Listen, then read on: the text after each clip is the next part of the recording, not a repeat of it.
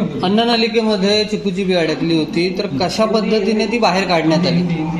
हाँ, तर आपण काय केलं की आपण सर सामने अपना एक एंडोस्कोपी ब्रोंकोस्कोपी करके प्रोसीजर होता है, तो जो बेसिकली जैसा पेट का एंडोस्कोपी होता है ओजीडीस्कोपी बोलते हैं, वैसे लंग्स के एंडोस्कोपी को ब्रोंकोस्कोपी बोलते हैं। वो ब्रोंकोस्कोपी होता है कि एक अपन एक फ्लेक्सिबल ट्यूब नाक के थ्रू लंग्स के अंदर डालते हैं, तो उसके अंदर से लंग्स विजुलाइज कर सकते हैं, फिर हम लोग इंस्ट्रूमेंटेशन करके उसको निकाल सकते हैं और उसके थ्रू हमने निकालते हैं। कितनी मुश्किल आई उसके लिए? तो ये एक्चुअली डिफिकल्ट तो है अच्छा खासा, बिकॉज अपने को लगता है कि सिंपल चीज़ है, बट बहुत टाइम से अंदर जब रह जाता है तो वो लंग्स की जो सांस की नली है उसकी दीवार को चिपक जाता है, तो उसको सेपरेट करने में मुश्किल होता है, ज़्यादा जो फोर्सफुली करे ब्लीडिंग होने के चांसेस है। दूसरा चीज़ बिकॉज उसके ऊपर पूरा म्यूकस का कोटिंग रहता है, आपने खुद देखा कि बलगम सब एकदम स्लिपर ही रहता है, तो जब हम इंस्ट्रूमेंट से पकड़ने को भी जाते हैं तो वो स्लिप हो जाता है, फिर उसको पकड़ के निकालना भी मुश्किल होता है, बीच में कभी पेशेंट ने खांसा वो लूज हो जाता है, गिर जाता है। अभी इसमें 2-3 बार हमारा ऐसा हो रहा था कि always a risk is there कि एक इसमें से हम निकाले स्लिप हो गया, it can go into the other lung, तो वो सब चीज़ को मैनूवर करके be careful. So the procedure itself almost 1.5 hour हमको लगा निकालने। पेशेंट को क्या तकलीफ? पेशेंट को ऑपरेशन वक्त कुछ तकलीफ हुई है? ऑपरेशन के में कुछ तकलीफ नहीं हुआ है, बिकॉज ये पूरा हम लोग बेहोश करके रखते हैं, बिकॉज अभी क्या है कि लंग्स का natural reaction is for coughing, और लंग्स आर कॉन्स्टेंटली वर्किंग, अपन लंग्स को एनेस्थेटाइज ऐसा कुछ कर नहीं सकते।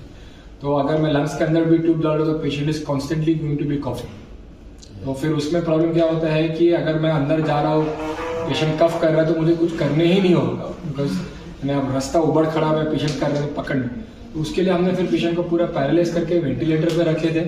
वेंटिलेटर पे जब जाएंगे तो पूरा पैरालाइज है, तो फिर उसके इसमें पेशेंट कॉफ बिल्कुल नहीं करता है, और फिर वो टाइम पे हम इजीली पकड़ के। सर आपके लिए ये चैलेंजिंग क्या था और कैसे इसमें आप सक्सेसफुली ऑपरेशन? चैलेंजिंग ये होता है कि चीकू सीड अपन जब बाहर देखते हैं तो बहुत सिंपल लगता है, बट अंदर रहता है, it is covered with mucus and everything, तो it is very very slippery. अपन पकड़ते हैं इट जस्ट स्लिप्स आउट, जैसा स्लाइम रहता है वैसा, तो we were facing much difficulty in getting a good grip और इट, उसको निकाले कैसा।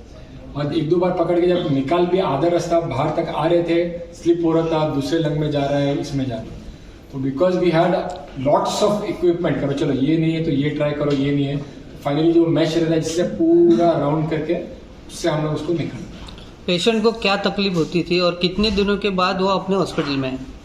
पेशेंट को एक्चुअली 3 मंथ से कॉन्स्टेंटली कफ था, सांस लेने की तकलीफ होती थी, और रैंडमली बीच बीच में वो बताते थे कि उनको ऐसा घर घर आवाज आ रहा है, तो वो मल्टीपल डॉक्टर्स के पास गए थे उन्होंने, फिर उसमें से सीटी करा, तो सीटी में ये समझा कि कुछ हो सकता है, फिर वो हमारे पास उसके लिए। अभी वो कैसा महसूस कर रहे हैं? अभी एकदम फाइन है, पेशेंट सेम दिन ही घर चले गए, खाने के वगैरह सब कुछ प्रॉब्लम नहीं, सेम डे हमने उनको घर भेज दिए हैं, एंड सेम डे से ही वाज एब्सोल्युटली फाइन, कोई प्रॉब्लम नहीं। पता लगा रहा कितना मुश्किल था ये क्या है?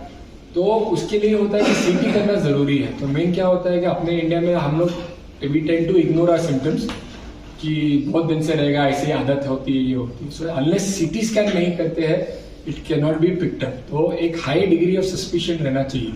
दूसरा, जैसा मैंने बताया था प्रेजेंटेशन में मेरे, कि वो मोनोफोनिक ब्रोंका है, जो अस्थमा में रहता है वो पूरे छाती में सब जगह पे घर घर आवाज सुनाई देती, तो इसके लिए एक ही जगह पे सुनाई देगा लंग के पोर्शन में, तो वो इसमें हमारा क्लिनिकल सस्पिशन खड़ा हो जाता है कि भाई कुछ तो ब्लॉकेज है, क्या है। एंड मेन चीज के अंदर क्या होता है कि अर्ली सीटी स्कैन कराना, क्योंकि ये एक्सरे में भी नहीं दिख सकता, सीटी में ही दिखेगा। सर अवेयरनेस के लिए क्या कहना चाहेंगे पब्लिक? अवेयरनेस के लिए सर ये मैं कहना चाहूंगा कि अगर आप खाना खाते टाइम पे अपने को ध्यान रखना है, आजकल अपना रहता है कि बात करते रहते हैं, टीवी देखते रहते, तो ये सब इसके टाइम पे, या पानी ज्यादा पी लिए खाते खाते, तो ये सब होने के चांसेस है।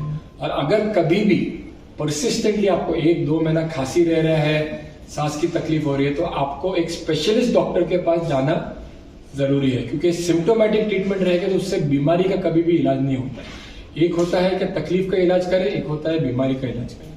तकलीफ का इलाज करने जाओगे आपको टेम्परेरी मिलेगा और अच्छा भी हो सकता है, तो ये केस जैसे 3-4 महीना खींचे जा सकते हैं। जब स्पेशलिस्ट के पास जाओगे तो हमारा मकसद रहता है कि आपका बीमारी का इलाज करें ताकि जड़ से वो ठीक हो जाए। अगर कोई चीज खाते हैं पेट में जाता है तो टॉयलेट के रास्ते से निकल जाता है कभी कभी, लेकिन ये जो चीकू का भी था ये वो रास्ते से निकलने में नहीं था क्या?